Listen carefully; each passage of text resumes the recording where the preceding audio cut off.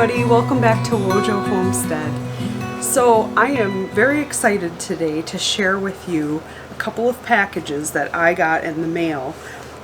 In these packages are a bunch of hatching eggs. Now, we had been trying to find Silkie Bantams all year, and everywhere I looked, every hatchery online, they were sold out by the time I could get any. We used to have Silkies, and we do still have a couple of Silkie crosses that are descended from those Silkies, but we were really missing our Silkies. Not as much for egg laying, but more so just for the cuteness factor. They are also really good moms, so we like to have a couple on hand. Also, the roosters, the Silkie roosters that we have been some of the best roosters that we have ever had. And we have had a lot of roosters. So that's really saying something. So we were out of luck with Silkies this year. I decided, you know what? Why not take advantage of somebody else's breeding program and introduce some new blood into our stock? So I ordered hatching eggs. These are white Silkie Bantam hatching eggs, and I ordered them from somebody off of eBay. Now, this is the first time I have actually ordered eggs off eBay. Not the first time we've hatched eggs before, but the first time I've ever had them shipped to me like this. So, this box came, and each of the eggs is wrapped in bubble wrap. They're well packaged in the container, so I don't think we have any broken, but we're going to find out. However, that is not all. So another thing that we've been really missing is our dark chocolate brown Black Copper Marans eggs. We ordered Cuckoo Marans actually this year because French Black Copper Marans were not available. But we did get to order some Cuckoo Marans, and those are okay. They're okay, but they're not nearly as dark as the Black Copper Marans, and I expected that, but that doesn't mean I'm not still gonna go after the best of the best. So we acquired 8 Black Copper Marans 5 or 6 years ago, and we still have a couple of them left, and we haven't bred them. So we had put them into a separate small breeding coop that we have on the farm, and we had tried to breed our batch of Black Copper Marans, but because it's fall and hens generally slow down with their laying, we weren't having any luck getting eggs. Not to mention they're, 5+ years old, so they weren't laying well to begin with, and we got 1 egg in about 3 weeks from the 2 hens that we had in there, so that wasn't gonna work, and I didn't want to wait forever on that. So I have also ordered Black Copper Marans hatching eggs. These were packaged much the same way. They arrived the same day as the Silkie Bantam eggs, and I have unwrapped one of them. Now, it is later in the laying season, so these eggs are much lighter than they will be at their darkest. I found what I knew to be some decent bloodlines, and I went ahead and I ordered a dozen of these Black Copper Marans eggs. So I'm gonna go unwrap all of these eggs. They have been resting. You want to let them rest for 12 to 24 hours, and they've been resting about 24 hours. And that's just to let them get settled because they are jostled around quite a bit in shipping. So I'm gonna unwrap all of these. I'm going to get our old incubator set up. So guys, I just noticed something kind of problematic. I cannot find our automatic egg turner anywhere. It's nowhere to be found. I've looked everywhere.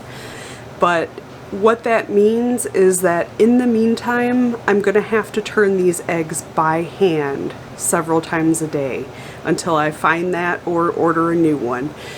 So one of those two things has to happen, because that's pretty annoying having to remember to turn all those eggs throughout the day. Now, chicken eggs and bird eggs in general need to be turned a few times a day, and that's to prevent the membranes from being stuck together. So you do have to do that.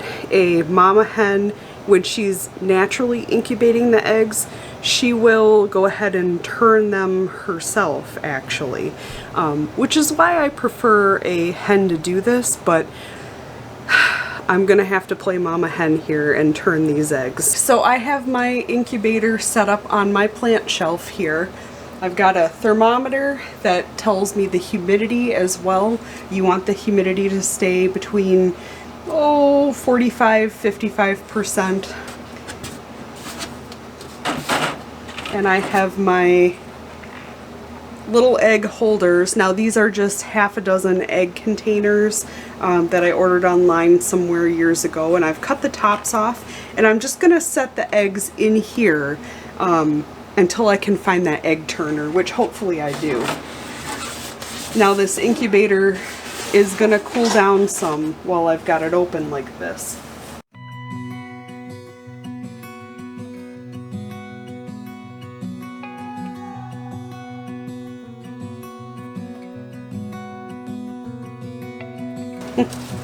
I almost missed one. Good thing I checked. I would have found that a long time from now and it would have been smelly. So there were a dozen French Black Copper Marans eggs, and there were 10 white Silkie Bantam eggs. Okay, so what is going to happen now? I am going to close up this incubator. I'm going to try my best to space them evenly. I'm going to stagger who's on what side here.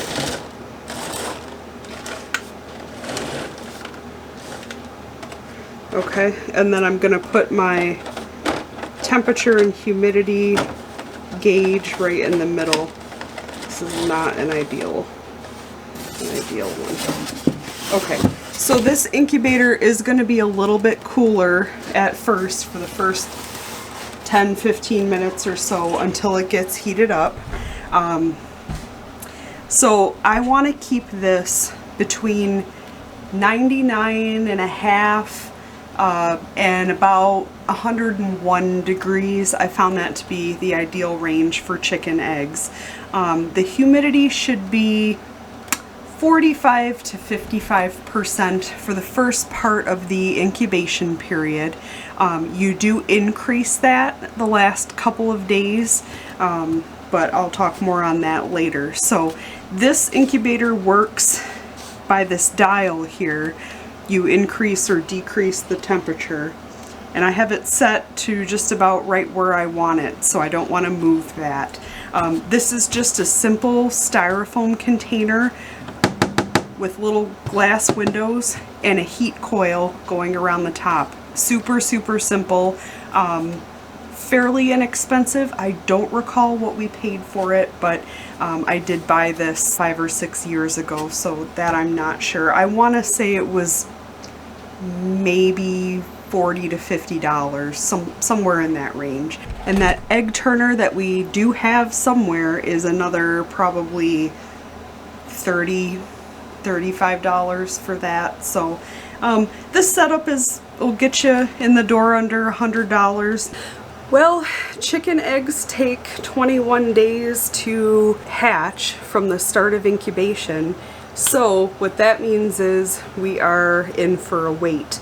Now, the one thing I am going to do in the meantime is continue to check the humidity and the temperature a couple of times a day. And the other thing I'm going to do is I'm going to put something underneath one side of the incubator to prop it up, and I'm going to keep alternating sides, and that's going to help turn the eggs every so often. Super simple, just kind of shifts the eggs a little bit. Honestly, that's all an automatic egg turner would do anyway. So if you can't afford an egg turner, you don't want to turn them all by hand, that might be something that will work. We'll try it anyway. I have turned eggs by hand before, but I've never done it this way, so we're gonna see what our hatch rate is like this. Now, I personally would be happy with a hatch rate of 50%.